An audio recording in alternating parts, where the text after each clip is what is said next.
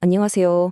오늘은요, 정말 이스라엘 역사상 가장 어둡다고 할 수 있는 시기, 영적으로 완전히 무너져 내리던 그때, 바로 그 절망의 한 가운데서 시작된 하나님의 놀라운 개입을 다룬 열왕기상 14장에서 17장까지를 한번 깊이 들여다보겠습니다. 오늘 우리가 함께 살펴볼 이 시대를 관통하는 정말 중요한 질문이 하나 있습니다. 바로 이거요. 하나님의 백성이 하나님께 등을 돌리면 과연 무슨 일이 벌어질까? 오늘 말씀을 따라가다 보면요. 정말 그 답을 너무나도 생생하게 목격하시게 될 겁니다.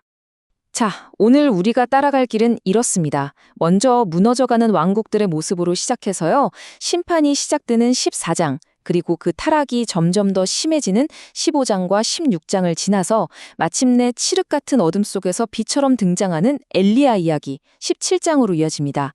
그리고 마지막으로 정말 하나님은 살아계시는구나 하는 결론에 이르게 될 거예요. 이 타락과 새벽이라는 극적인 반전 같이 한번 따라가 보시죠. 자, 그럼 첫 번째 열왕기상 14장 심판의 시작부터 들어가 보겠습니다. 여기서 정말 놀라운 점이 뭐냐면요. 갈라진 북이스라엘과 남유다.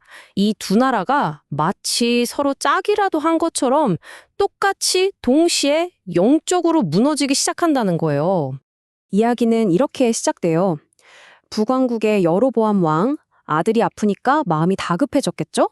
그런데 하나님 앞에 떳떳하게 나아가질 못해요. 왜냐? 자기 죄를 아니까. 그래서 아내를 다른 사람처럼 변장시켜서 선제자 아히야에게 보냅니다. 참, 인간적인 꾀죠.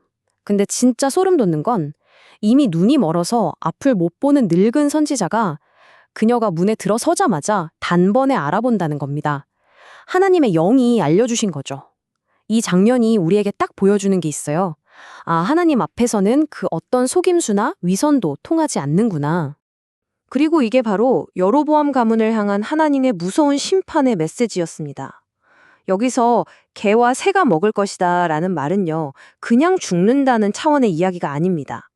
당시 문화에서 시신이 제대로 묻히지 못하고 들짐승의 밥이 된다는 건 정말 상상할 수 있는 가장 큰 수치, 그 가문이 완전히 끝장났다는 걸 의미했어요. 여로보암의 우상숭배죄가 하나님 보시기에 얼마나 끔찍했는지를 보여주는 정말 소름 끼치는 경고였던 거죠. 그런데 이 무시무시한 심판의 메시지 한가운데서 우리는 하나님의 또 다른 모습을 발견하게 됩니다. 바로 자비하심이죠. 하나님께서 그 죽을 병에 걸린 아들 아비야에게는 선한 것이 있다고 말씀하세요. 그래서 그 집안에서 유일하게 그 아이만은 제대로 장사를 치를 수 있도록 허락하십니다. 이게 뭘 의미할까요? 하나님은요, 아무리 캄캄한 절망 속에서도 아주 작은 선한 빛 하나까지도 절대로 놓치지 않고 그걸 기억해 주시는 분이라는 걸 보여주는 대목입니다. 자, 그럼 같은 시간 남유다에서는 무슨 일이 있었을까요? 애굽이 쳐들어와서 솔로몬 시대의 그 찬란했던 영광의 상징, 금으로 만든 방패들을 싹 다 뺏어가 버립니다. 그러니까 르호보암 왕이 어떻게 하냐면요, 그 빈자리를 노수로 만든 방패로 채워 넣어요. 여러분, 이게 그냥 금이 노수로 바뀐 단순한 재료의 문제가 아닙니다. 이건 아주 중요한 상징이에요. 진짜 영광, 그 알맹이는 다 사라져버리고 겉모습만 그럴싸하게 흉내내는 속이 텅 비어버린 신앙의 상태를 너무나도 정확하게 보여주는 거죠. 이제 열왕기상 15장과 16장으로 넘어갑니다. 와, 여기서는요, 타락의 속도가 정말 말 그대로 폭주하기 시작합니다. 특히 북왕국은 완전한 혼돈의 소용돌이 속으로 빠져들고요. 그 와중에 남유다에서는 아주 잠깐이지만 개혁의 빛이 살짝 비치기도 해요. 그 잠깐 비춘 빛이 누구였냐면 바로 아사 왕입니다. 성경이 그를 평가하기를 그의 마음이 다윗과 같이 하나님 앞에 온전했다고 해요. 실제로 우상들을 다 때려 부수는 아주 강력한 종교개혁을 일으켰습니다. 물론 나중에 보면 이 아사왕도 약점이 있고 실수를 해요. 하지만 적어도 이 어두운 시대에 하나님께 마음을 온전히 드리는 게 이런 거구나 하는 걸 잠시나마 보여준 정말 귀한 왕이었죠. 반면에 북왕국은요, 그냥 피바람의 연속입니다. 한번 보세요. 쿠데타로 왕이 됐는데 그 왕은 술 취해 있다가 암살당하고, 그 암살자는 왕이 된 지 딱 7일 만에 스스로 목숨을 끊고, 또 내전이 일어나서 왕이 바뀌고, 정말 정신이 하나도 없죠? 하나님을 떠난 나라가 정치적으로 얼마나 불안정해질 수 있는지 그 끝을 보여주는 것 같습니다. 그리고 이 모든 혼란 속에서 악한 왕들이 동장할 때마다 성경이 마치 도장 찍듯이 반복하는 구절이 있습니다. 바로 여로보암의 길로 행했다는 거예요. 이게 뭘 뜻하냐면 처음 여로보암이 금송아지를 세워서 시작했던 그 우상숭배의 죄가 이제는 북이스라엘 왕들의 악의 기본값이 되어버렸다는 겁니다. 정말 무서운 일이죠. 그리고 마침내 이 모든 악의 역사를 집대성하는 끝판왕이 나타납니다. 바로 아합 왕이죠. 성경은 그에 대해 아주 단호하게 말해요. 그 이전의 모든 사람보다 여호와 보시기에 악을 더욱 행하였다. 아합은요, 그냥 여로보암의 죄를 따라하는 수준이 아니었어요. 아예 시돈 사람의 공주 이세벨과 결혼해서 당시 풍요의 신으로 알려진 바알 숭배를 국가 시스템으로 만들어버립니다. 이건 정말 차원이 다른 악이었습니다. 자, 이제 세 번째, 열왕기상 17장입니다. 바로 엘리야가 등장하는 장면이죠. 이스라엘 역사가 정말 가장 어둡고 가장 깊은 절망의 바닥을 치는 바로 그 순간에 이야기의 판을 완전히 뒤집어버리는 정말 극적인 전환점이 찾아옵니다. 성경은요, 정말 아무런 배경 설명도 없이 딱 이렇게 시작해요. 그때에, 바로 그때, 아합의 악이 하늘을 찌르고 온 나라가 바알 앞에 절하고 있던 바로 그 절망의 순간에 하나님께서 움직이기 시작하셨다는 겁니다. 정말 혜성처럼 나타난 선지자 엘리야가 아합 왕 앞에 딱 서서 선포합니다. 내 말이 없으면 앞으로 몇 년 동안 비도 이슬도 없을 겁니다. 여러분, 이건 그냥 날씨 예언이 아니에요. 당시 비와 풍요를 주관한다고 믿었던 신이 바로 바알이었잖아요. 그러니까 이건 바알의 심장에다 대고 선전포고를 날린 겁니다. 누가 진짜 신인지, 누가 진짜 하늘을 다스리는지 한번 붙어보자, 이거죠.